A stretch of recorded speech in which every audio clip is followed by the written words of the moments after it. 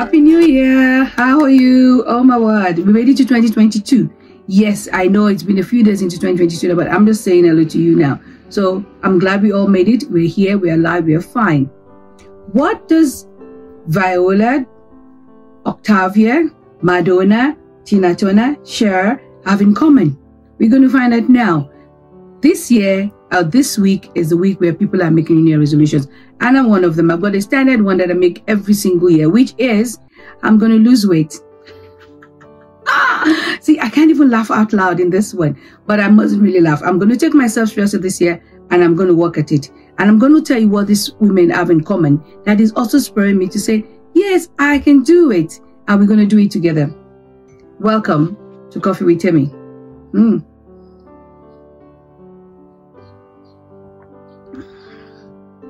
Before we go to this women that I've named, let's listen to one story. Burgess was 15 in 2018. He went to school like a normal teenager. Unfortunately, the school was not normal that day because someone was running around the school shooting up students. He barricaded himself into a classroom and then used his body to hold the door back to stop them from opening that door and getting into that classroom. He was shot 5 times, but he didn't move. By doing this, it not only saved his own life, because thank God he is alive to tell the story, he not only saved his own life, he also saved the life of 20 other students that were in that class. He did not see himself as an hero, and even when he was interviewed afterwards, he says, no, he's not an hero, he's just, just a regular boy. Why am I telling this story? It's a selfless act of love. Maybe it was self-preservation for him, but also it was still a selfless act of love. This year, one of my New Year resolutions is to be selfless. To be selfless and also to be selfish. Am I going to combine these two? I don't know yet. The next story that inspired me is that of the Nine Nanas. The Nine Nanas are a group of women who for 30 years were able to keep the secret of what they were doing. And what were they doing? They were paying bills for those who could not afford to.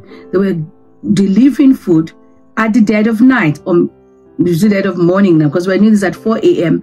every day for 30 years and nobody caught on. Now, when they started, they didn't have money. What they did was they sacrificed themselves. They sacrificed certain things that they will do for themselves to be able to afford this. And they put some money together and then they will bake pound cake. And at night, they will drive around poor neighborhoods and they will look at who doesn't have electricity, who is not using air conditioning, for example, because in Tennessee, apparently you could pay your bills by just giving your address. So they will take down addresses. They will look at, there are things that look at, will tell them this family needs help. And that's what they did. Then at 4 a.m., they will have baked before then. They will pack this. They will go. I don't know how they made it out of the house for 30 years and nobody caught on. And they will deliver this food, deliver bill, receipts of bills that have been paid. And they did this just amongst themselves. They didn't ask for glory. They didn't ask for credit. They just felt they needed to help someone, someone in need. And they will put those who got food packs, they will put a note in it for them. And they were able to get away with this until one husband noticed a large withdrawal of money from his joint account with his wife. I'm like, what's going on? And it all came out.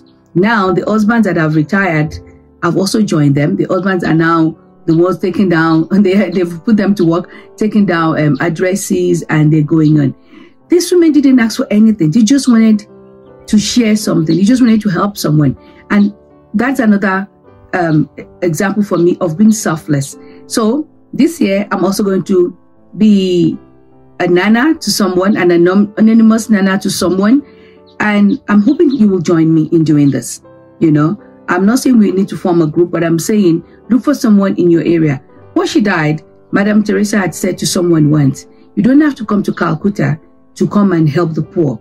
There's a Calcutta in your area. Every area has got a poor person, or rather a person that needs help. So find someone in your environment, someone in your neighborhood who needs help, and help them anonymously.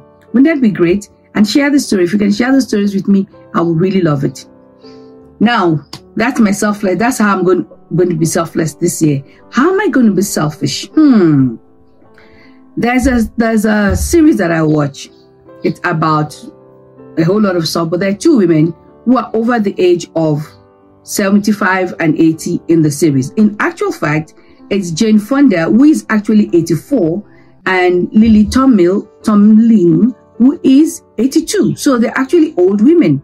And what they're doing is, after 40 years of being married, their husbands leave them, and they have to pick themselves up and live life again. That's their whole video I'm going to do, what they've done. I'm so impressed by these women. One of them, I love Frankie. Why?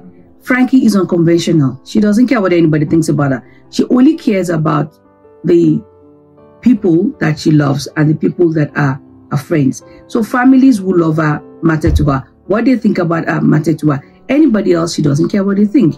And because of that, her life is a lot less stressful, because she wants her family to be happy and she wants to be happy.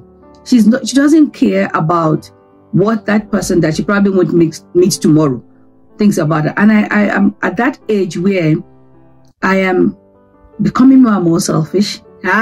Those who know me say I've always been selfish. Okay, I'm at that age where I am becoming less concerned about what you think about me.